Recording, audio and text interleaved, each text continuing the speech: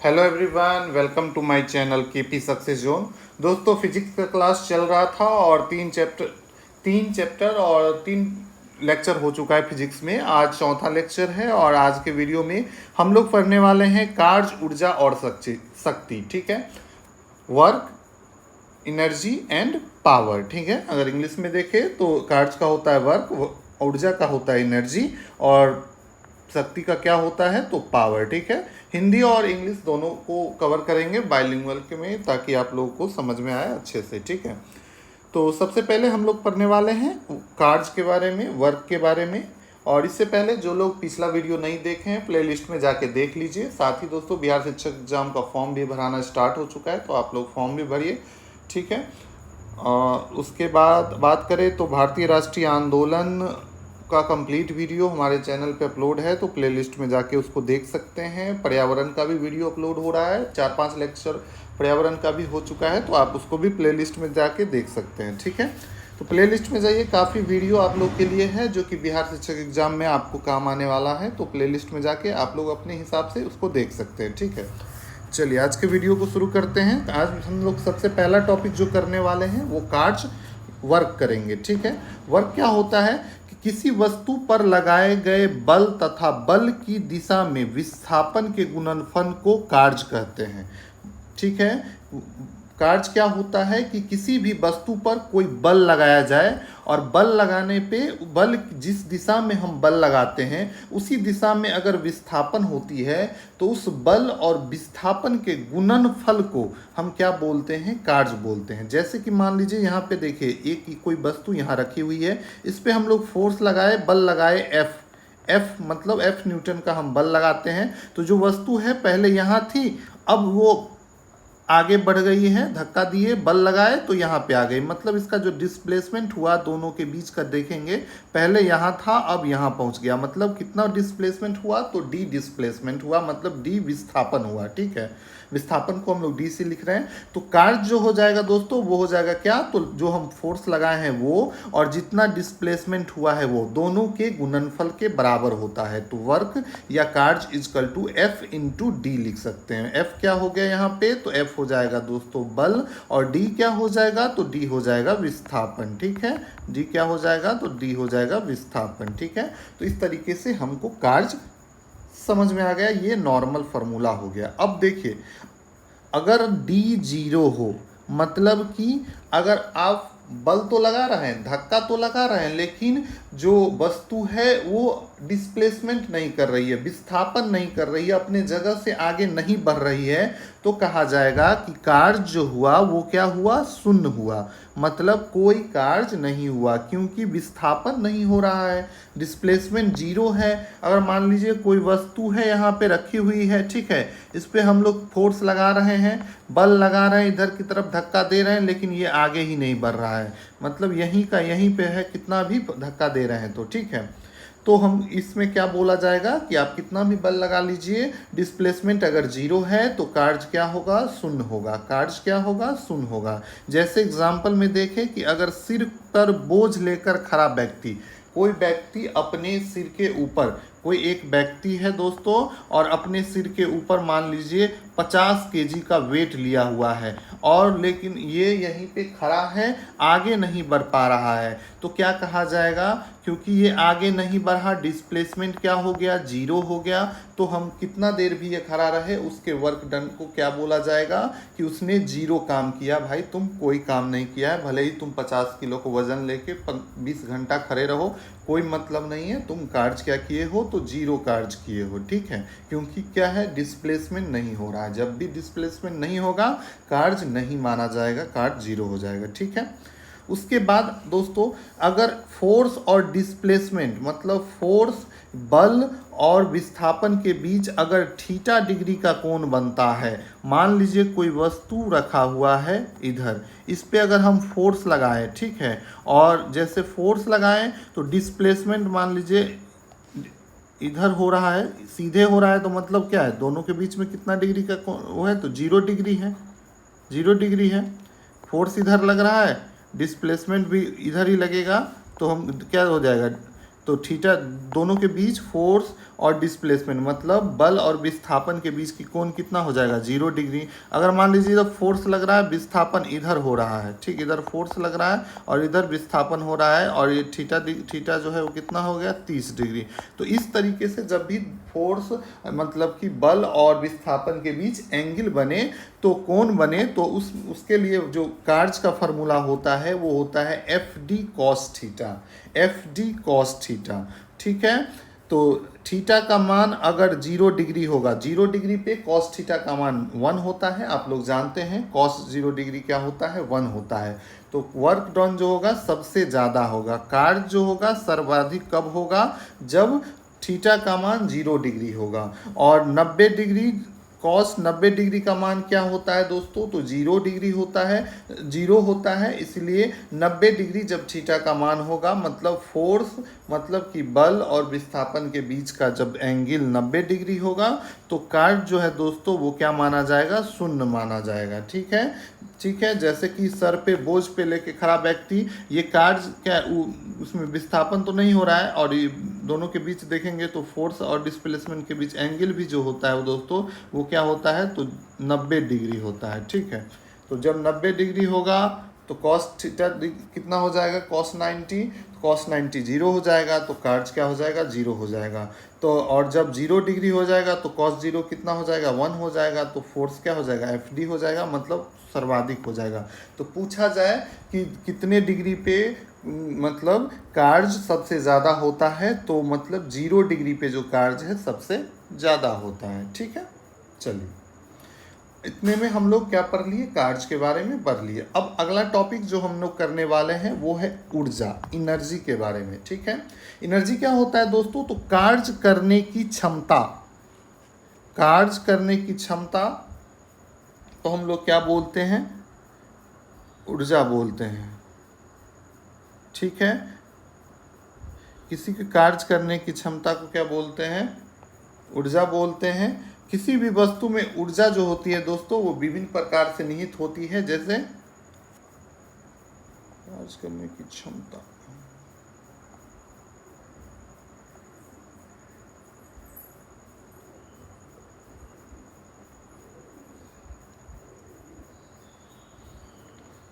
कार्य करने की क्षमता को क्या बोलते हैं हम लोग, तो ऊर्जा बोलते हैं, ठीक है। किसी भी वस्तु में ऊर्जा जो होती है वो कई प्रकार की होती है, जैसे स्थितिज ऊर्जा, गतिज ऊर्जा, उष्मीय ऊर्जा, प्रकाश ऊर्जा, रासायनिक ऊर्जा और विद्युत ऊर्जा, ठीक है। तो स्थितिज ऊर्जा क्या हो गया कि उसकी स्थिति के कारण, जैसे कोई मतलब कि तीर है और तना हुआ तीर है तो उसमें कौन सा ऊर्जा होगा, तो स्थितिज ऊर्जा। चलता हुआ गाड़ी है उसमें देखेंगे तो क्या होगा, तो गतिज ऊर्जा। उष्मीय ऊर्जा क्या होगा, अगर कोई उष्मा दे रहा है मतलब हीट जनरेट कर रहा है तो उसको बोलेंगे क्या, उष्मीय ऊर्जा। प्रकाश ऊर्जा, जैसे कोई, जैसे बल्ब क्या है, बल्ब विद्युत लेता है और प्रकाश देता है हमें, तो क्या उससे हमको मिलता है प्रकाश ऊर्जा। रासायनिक ऊर्जा, विद्युत ऊर्जा। तो ये दोस्तों क्या है, ऊर्जा के प्रकार है, ठीक है। बस किसी भी वस्तु में इतने प्रकार के ऊर्जा आपको देखने को मिलेगा, ठीक है। सबसे पहले हम लोग इसमें देखने वाले हैं स्थितिज ऊर्जा के बारे में। स्थितिज ऊर्जा क्या होता है कि किसी वस्तु की स्थिति के कारण, किसी वस्तु के उसकी स्थिति के कारण उसमें जो निहित ऊर्जा होता है उसको हम लोग बोलते हैं स्थितिज ऊर्जा। किसी वस्तु के स्थिति के कारण उसमें निहित ऊर्जा को हम लोग क्या बोलते हैं, तो स्थितिज ऊर्जा बोलते हैं। यह ऊर्जा वस्तु पर किए गए कार्य के कारण उसमें संचित होता है। तो जो स्थितिज ऊर्जा जो होता है दोस्तों, ये वस्तु पर किए गए कार्य, मतलब किसी भी वस्तु पे जो हम कार्य करेंगे उसके कारण जो उसमें संचित होती है, ठीक है। साथ ही दोस्तों वीडियो अगर अच्छा लग रहा हो तो वीडियो को जरूर सब्सक्राइब कर दीजिएगा और चैनल को सपोर्ट कीजिएगा। आप लोग के लिए फ्री में सारा कुछ कराया जा रहा है, ठीक है। फिजिक्स के बाद हम केमिस्ट्री भी आप लोग को कंप्लीट करवा देंगे। और साइंस का कितना इंपॉर्टेंट है आप लोग एग्जाम में जरूर देखेंगे, 20 क्वेश्चन या 25 क्वेश्चन आपको साइंस से देखने को जरूर मिलेंगे। तो फिजिक्स, केमिस्ट्री और बायोलॉजी जरूर अच्छे से तैयार करके जाएँ, ठीक है। स्थितिज ऊर्जा की बात करें दोस्तों तो इसका एग्जाम्पल हम आप लोग को याद रखना है कि स्प्रिंग को खींचने से संचित, आप लोग स्प्रिंग देखे होंगे, स्प्रिंग अगर ऐसे नहीं तो आप लोग पेन में देखे होंगे जो टिप टॉप वाला जो पेन होता है उसमें देखे होंगे कि स्प्रिंग जो होता है, तो स्प्रिंग को जब हम लोग खींचते हैं तो दोस्तों कुछ इस तरीका हो जाता है। और खींचे हुए स्प्रिंग में पूछा कि कौन सा ऊर्जा है, तो खींचे हुए स्प्रिंग में, और स्प्रिंग को खींचने से उसमें जो ऊर्जा संचित होती है वो होती है दोस्तों स्थितिज ऊर्जा। कौन सी ऊर्जा होती है, तो स्थितिज ऊर्जा। ठीक है। दूसरा है बांध द्वारा रोके गए पानी। आप लोग देखे होंगे कि पानी को बांध बना के रोका जाता है, तो बांध के द्वारा रोका गया पानी जो कौन सा ऊर्जा होता है पूछे तो स्थितिज ऊर्जा होता है। एग्जाम्पल बिल्कुल याद रखिएगा, आपको एग्जाम्पल दे दिया जाएगा कि बांध द्वारा रोके गए ऊर्जा में कौन सी ऊर्जा होती है, तो स्थितिज ऊर्जा होती है। ठीक है। उसके बाद धनुष की तनित डोरी, जैसे मान लीजिए ये धनुष है और इसके डोरी को एकदम तान के रखा गया है, तो उसमें कौन सा ऊर्जा है, स्थिर करके, मतलब धनुष छूटने ही छूटने वाला एकदम तान के रखा गया है कुछ इस तरीके से। ठीक है, धनुष को, तो इसमें दोस्तों कौन सी ऊर्जा है, तो तने हुए धनुष में जो है दोस्तों उसमें संचित ऊर्जा जो होती है दोस्तों वो स्थितिज ऊर्जा है। कौन सी ऊर्जा है, तो स्थितिज ऊर्जा है। तो इसको बिल्कुल भी आप लोग ध्यान रखेंगे, एग्जाम्पल को, आपको एग्जाम्पल ही देके क्वेश्चन पूछा जा सकता है। ठीक है। स्थितिज ऊर्जा की फॉर्मूला का बात करें, पोटेंशियल एनर्जी इसको इंग्लिश में बोलते हैं। इसका फॉर्मूला होता है mgh।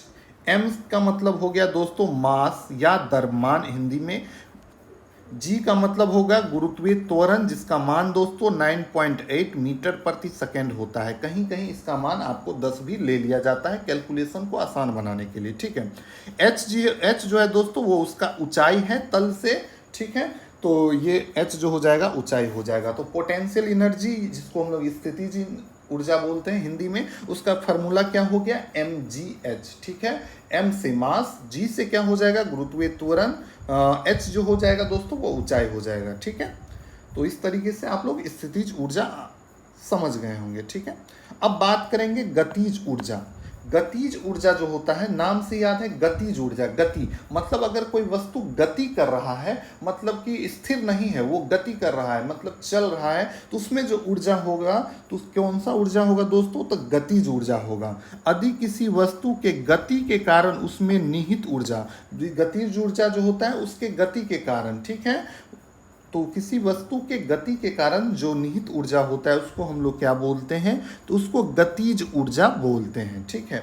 साथ ही दोस्तों इसका पीडीएफ जो है वो हमारे Telegram channel KP success zone पे आपको अपलोड कर दिया जाएगा। जो चैनल का नाम है वही दोस्तों यूट्यूब चैनल का जो नाम है दोस्तों इसी नाम से आपको टेलीग्राम चैनल भी है, आप लोग सर्च करेंगे तो आपको मिल जाएगा। ठीक है। यहाँ पे आपको सारा वीडियो का लिंक भी दे दिया जाता है जैसे अपलोड होता है तो, और आपको पीडीएफ भी प्रोवाइड करा दिया जाता है। ठीक है, तो आप लोग चैनल को ज़रूर सब्सक्राइब कर लीजिएगा और टेलीग्राम चैनल से भी जुड़ जाइएगा। ठीक है। तो गतिज ऊर्जा की बात करें तो यह ऊर्जा उस कार्य के बराबर होता है जो वस्तु को यह वेग प्रदान के लिए आवश्यक है। ठीक है। काइनेटिक एनर्जी इसको इंग्लिश में बोलते हैं, तो इसको भी ध्यान रखेंगे, काइनेटिक एनर्जी। ठीक है, काइनेटिक एनर्जी ये इंग्लिश में होता है, कहीं कहीं आपको इंग्लिश दे दिया रहे। तो इसका जो फार्मूला होता है वो होता है हाफ mv², हाफ mv², जिसमें m जो हो जाएगा दोस्तों वो मास हो जाएगा, मास की बात करें तो इंग्लिश हिंदी वाले द्रव्यमान। ठीक है, b जो हो जाएगा वेलोसिटी मतलब कि वेग। ठीक है, तो हाफ mv² ये हो जाता है आपको काइनेटिक एनर्जी मतलब कि गतिज ऊर्जा का फॉर्मूला। ठीक है, m जो हो जाएगा वो द्रव्यमान है और v जो है वो वेग है। ठीक है, काइनेटिक एनर्जी जो है दोस्तों वो मास पे डिपेंड करता है, आप लोग देख ही रहे हैं, मास इनटू वेलोसिटी। किस पे पूछे किस किस पे डिपेंड करेगा, तो मास और वेलोसिटी दोनों पे। अगर मान लीजिए कोई ट्रक है और कोई कार है, दोनों सेम स्पीड से चल रहा है और पूछे किसका काइनेटिक एनर्जी ज़्यादा होगा, अब देखिए स्पीड तो दोनों में सेम है। ठीक है, वेग क्या है दोनों में बराबर है। ठीक है, और पूछे ट्रक और कार में किसका ज़्यादा होगा काइनेटिक एनर्जी, तो देखिए दोस्तों ट्रक का जो मास होता है द्रव्यमान होता है वो ज़्यादा होता है और कार का जो द्रव्यमान होता है वो कम होता है। तो इसीलिए हम देखिए काइनेटिक एनर्जी जो होता है गतिज ऊर्जा वो किस पे, मास पे और वेलोसिटी दोनों पे डिपेंड करता है। वेलोसिटी क्या है, फिर दोनों का समान है, तो तो वेलोसिटी मतलब वेग तो समान हो गया, बच गया क्या, तो द्रव्यमान। तो द्रव्यमान जिसका ज़्यादा होगा उसका काइनेटिक एनर्जी ज़्यादा होगा। ठीक है, कई बार ये पूछ दिया जाता है कि वेग में मान लो दोगुने परिवर्तन हो गया, वेग दुगुना कर दिया जाए तो काइनेटिक एनर्जी कितना गुना हो जाएगा। तो देखिए वेग दुगुना कर रहे हैं मतलब v को क्या कर रहे हैं, दो गुना कर रहे हैं, तो हमको यहाँ पे काइनेटिक एनर्जी में क्या होता है, v स्क्वायर होता है, हाफ एम वी स्क्वायर है ना, तो वेलोसिटी का मतलब वेग का क्या है, स्क्वायर होगा। तो काइनेटिक एनर्जी जो हो जाएगा 2 का स्क्वायर मतलब कि 4 गुना हो जाएगा। मतलब अगर वेलोसिटी को 2 गुना कर दिया जाए तो काइनेटिक एनर्जी क्या होगा, 4 गुना हो जाएगा। लेकिन अगर पूछे मास 2 गुना हो, मतलब अगर मास किसी का 2 गुना हो तो काइनेटिक एनर्जी में क्या होगा, तो मास क्या है, डायरेक्ट मास है, तो काइनेटिक एनर्जी भी क्या हो जाएगा, 2 गुना हो जाएगा। काइनेटिक एनर्जी भी क्या हो जाएगा, 2 गुना हो जाएगा, मतलब गतिज ऊर्जा भी 2 गुना हो जाएगा। तो इस दोनों क्वेश्चन को बिल्कुल याद रखेंगे। अगर वेलोसिटी 2 गुना होगा तो काइनेटिक एनर्जी 4 गुना हो जाएगा। अगर वेलोसिटी 4 गुना होगा, मतलब 4 गुना बढ़ा दिया जाए तो काइनेटिक एनर्जी 4 का स्क्वायर कर देंगे, मतलब कि 16 गुना बढ़ जाएगा। जितना दिया जाए जितना गुना, तो काइनेटिक एनर्जी उतना ही उसका स्क्वायर के गुना ज़्यादा हो जाएगा। लेकिन अगर मास 2 गुना करेंगे तो काइनेटिक एनर्जी भी क्या होगा, 2 गुना होगा। मास को 4 गुना करेंगे तो काइनेटिक एनर्जी भी क्या, 4 गुना ही बढ़ेगा, क्योंकि ये क्या है, डायरेक्टली प्रोपोर्शनल है और सीधा एम है। लेकिन वेलोसिटी में क्या है, वेलोसिटी का स्क्वायर है फार्मूले में। ठीक है, तो आइए फार्मूले से ही होगा। ठीक है, अब बात करें कुल यांत्रिक ऊर्जा कितना होता है, तो किसी भी वस्तु में कुल यांत्रिक ऊर्जा जो होता है वो गतिज ऊर्जा और स्थितिज ऊर्जा दोनों के सम के बराबर होता है। किसी भी वस्तु में दोस्तों कुल यांत्रिक ऊर्जा पूछे कितना होता है, तो कुल यांत्रिक ऊर्जा किसी भी वस्तु में जो होता है गतिज ऊर्जा और स्थितिज ऊर्जा दोनों के सम के बराबर होता है। मतलब कि गतिज ऊर्जा का फार्मूला देखें तो mgh, और स्थितिज ऊर्जा का गतिज ऊर्जा का जो फार्मूला हो जाएगा वो क्या हो जाएगा, हाफ एम वी स्क्वायर, और स्थितिज ऊर्जा का जो फार्मूला हो जाएगा, ठीक है, गतिज ऊर्जा तो कुल यांत्रिक ऊर्जा जो हो जाएगा गतिज ऊर्जा प्लस स्थितिज ऊर्जा। गतिज ऊर्जा की बात करें तो हाफ एम वी स्क्वायर, और स्थितिज ऊर्जा की बात करें तो mgh। तो कुल जो यांत्रिक एनर्जी होगा वो कितने के बराबर होगा, तो half M V square plus mgh। ठीक है, तो ये अगर आपको कहीं भी दे दिया जाए, गतिज ऊर्जा दे दिया जाए, स्थितिज ऊर्जा दे दिया जाए, और पूछे कि कुल यांत्रिक ऊर्जा क्या है किसी भी वस्तु का, तो वो क्या होता है, तो आप लोग आराम से कर लेंगे कि वो गतिज ऊर्जा और स्थितिज ऊर्जा दोनों का क्या होता है, सम होता है। ठीक है, तो दोनों को ये ऐड कर देंगे। अब अगला टॉपिक जो हम लोग पढ़ने वाले हैं वो है ऊर्जा संरक्षण का सिद्धांत। ऊर्जा संरक्षण का सिद्धांत, law of conservation of energy. ठीक है, law of conservation of energy क्या कहता है कि ऊर्जा जो है दोस्तों वो बोलता है कि ऊर्जा केवल एक रूप से दूसरे रूप में रूपांतरित हो सकता है। ऊर्जा को न तो हम उत्पन्न कर सकते हैं और न ही नष्ट कर सकते हैं। मतलब कोई भी जो ऊर्जा है उसको हम न तो पैदा कर सकते हैं और न ही खत्म कर सकते हैं। ऊर्जा का क्या होता है, एक रूप से दूसरे रूप में रूपांतरण हो जाता है। ऊर्जा का ना तो निर्माण संभव है और ना ही उसका नष्ट करना संभव है। तो बिल्कुल याद रखिएगा, ऊर्जा संरक्षण का सिद्धांत, law of conservation of energy क्या बोलता है कि ऊर्जा को न तो पैदा किया जा सकता है या फिर ना तो उत्पन्न किया जा सकता है और न ही नष्ट किया जा सकता है। ऊर्जा को केवल क्या किया जा सकता है कि एक रूप से दूसरे रूप में रूपांतरित किया जा सकता है। जैसे रासायनिक ऊर्जा को विद्युत ऊर्जा में बदल दिए। तो इस सब का एग्जाम्पल हम लोग नीचे देखेंगे तो आपको क्लियर हो जाएगा कि किस तरीके से ऊर्जा संरक्षण का सिद्धांत काम करता है। जैसे कि दिल्ली मेट्रो का एग्जाम्पल लिया गया है। दिल्ली मेट्रो में क्या होता है दोस्तों, दिल्ली मेट्रो में जो ब्रेक सिस्टम लगा हुआ है, तो ब्रेक सिस्टम क्या करता है दिल्ली मेट्रो में, तो ब्रेक सिस्टम के द्वारा जो गतिज ऊर्जा होता है, आप जानते हैं जब भी कोई वस्तु गति करेगी तो उसमें क्या होता है, गतिज ऊर्जा होती है। मतलब मेट्रो चलेगा तो उसमें क्या होगा, गतिज ऊर्जा होगा। लेकिन मेट्रो को स्टेशन पे रोकने के लिए हम क्या करते हैं, उसमें ब्रेक लगाते हैं और वहां पे मेट्रो में एक ऐसा ब्रेक सिस्टम लगा हुआ है जो उसके गतिज ऊर्जा को क्या करता है, परिवर्तित करके विद्युत ऊर्जा में बदल देता है। गतिज ऊर्जा को विद्युत ऊर्जा में बदल के उसको क्या करता है, बैटरी में संचित कर देता है और उससे हम लोग क्या करते हैं, इलेक्ट्रिसिटी के रूप में उपयोग करते हैं। तो पूछा जाए कि दिल्ली मेट्रो में ऊर्जा संरक्षण का सिद्धांत किस तरीके से काम करता है। तो दोस्तों दिल्ली मेट्रो में जो ब्रेकिंग सिस्टम लगा है वो क्या करता है कि गतिज ऊर्जा को विद्युत ऊर्जा में बदलता है। तो कैसे ऊर्जा का रूपांतरण कैसे हुआ दोस्तों, गतिज ऊर्जा विद्युत ऊर्जा में बदल गया। ठीक है, ऊर्जा को खत्म न किया गया और न तो पैदा हुआ, सीधे क्या हुआ, गतिज ऊर्जा जो है दोस्तों वो विद्युत ऊर्जा में बदल गया। ठीक है, चलिए अब विद्युत ऊर्जा से हम क्या करेंगे, तो प्रकाश के रूप में काम करेंगे, साउंड के रूप में काम करेंगे, तो इसको यूज करेंगे। ठीक है, चलिए अब कुछ उपकरण देखेंगे और उस उपकरण की कैसे ऊर्जा का रूपांतरण होता है उस उपकरण में, तो उसकी बात करेंगे। तो सबसे पहला हम लोग बात करेंगे सोलर सेल के बारे में।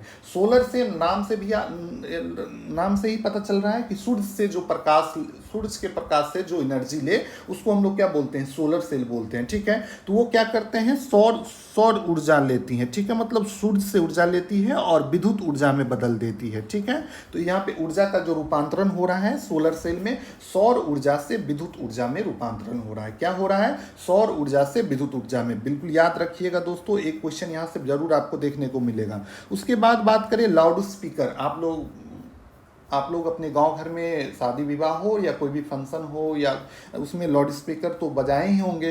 तो लाउड स्पीकर क्या करता है, आप लोग देखे होंगे कि विद्युत ऊर्जा को ध्वनि ऊर्जा में बदल देता है। विद्युत ऊर्जा मतलब कि लाइट पे चलता है कि नहीं चलता है, आपको विद्युत चाहिए, लाउड स्पीकर चलाने के लिए लाइट चाहिए, बिन लाइट नहीं रहेगा तो बंद हो जाएगा। देखे होंगे गाँव घर में डीजे जोड़ लिए लाइट से, लाइट जब कट गया तो डीजे बंद हो गया। तो ये लाउड स्पीकर क्या करती है, तो विद्युत ऊर्जा को ध्वनि ऊर्जा में बदलती है। बिल्कुल एकदम ध्यान रखना है, आपको याद हो जाएगा। लाउड स्पीकर बजाने के लिए हमको क्या चाहिए, तो विद्युत ऊर्जा चाहिए, इलेक्ट्रिसिटी के बिना नहीं बजेगा। अब लाउड स्पीकर बजाएंगे तो हमको क्या आता है, तो ध्वनि सुनाई देता है, गाना सुनाई देता है, तो हमको ध्वनि ऊर्जा में बदलता है क्या, लाउड स्पीकर। उसके बाद बात करें ट्यूबलाइट। ट्यूबलाइट में क्या होता है, ट्यूबलाइट आप लोग जानते हैं ये भी इलेक्ट्रिसिटी पे चलता है, तो ये भी विद्युत ऊर्जा को क्या करती है दोस्तों, तो प्रकाश ऊर्जा में बदलती है। तो विद्युत जब लाइन रहता है तभी चलता है और ये हमको क्या देता है, प्रकाश देता है। तो ट्यूबलाइट क्या करता है, तो विद्युत ऊर्जा को प्रकाश ऊर्जा में बदलता है। बिल्कुल याद नहीं करना है, आप एकदम जैसे ट्यूबलाइट आए आप ट्यूबलाइट के बारे में सोचिए। ट्यूबलाइट क्या होता है दोस्तों, तो इलेक्ट्रिसिटी से चलता है, मतलब क्या करता है, विद्युत ऊर्जा को, और हमको क्या देता है, तो प्रकाश देता है, मतलब कि ये प्रकाश में बदल देता है, प्रकाश ऊर्जा में बदल देता है, ऊर्जा का रूपांतरण। डैनमो आप लोग देखे होंगे, पुराने साइकिल में पहिए में एक डैनमो लगा रहता था, इस तरीके का डायनमो होता था जो कि चक्का पे घिसता था और आगे एक बल्ब लगा रहता था, वो बल्ब जलता था। तो डायनमो में क्या होता है कि यांत्रिक ऊर्जा को विद्युत ऊर्जा में बदला जाता है। यांत्रिक ऊर्जा में जो घिसता है उससे क्या होता है, विद्युत पैदा होता है और उससे क्या होता है, बल्ब जलता है। ठीक है, तो डायनमो क्या होता है, यांत्रिक ऊर्जा को विद्युत ऊर्जा में बदलता है। ठीक है, विद्युत ऊर्जा में बदलता है तभी तो लाइट जलता है। और ये मत देखिए कि बल्ब जल रहा है तो प्रकाश ऊर्जा हुआ, नहीं, पहले इलेक्ट्रिसिटी हुआ, फिर वो जो बल्ब है वो बल्ब क्या काम करता है, अगर बल्ब पूछेगा तब ना वो करेंगे कि वो विद्युत ऊर्जा से प्रकाश ऊर्जा में। लेकिन डायनमो का बात करें तो यांत्रिक ऊर्जा को विद्युत ऊर्जा में। ठीक है, विद्युत बल्ब क्या करता है, तो विद्युत ऊर्जा को प्रकाश और उष्मा ऊर्जा में। अब बल्ब में से हमको क्या है, उष्मा भी प्राप्त होता है, गर्म होता है ना, जैसे वो वाला जो 110 वाट का जो बल्ब होता था दोस्तों पहले वाला, तो अब तो सभी लोग उजला फिलिप्स वाला यूज करते हैं।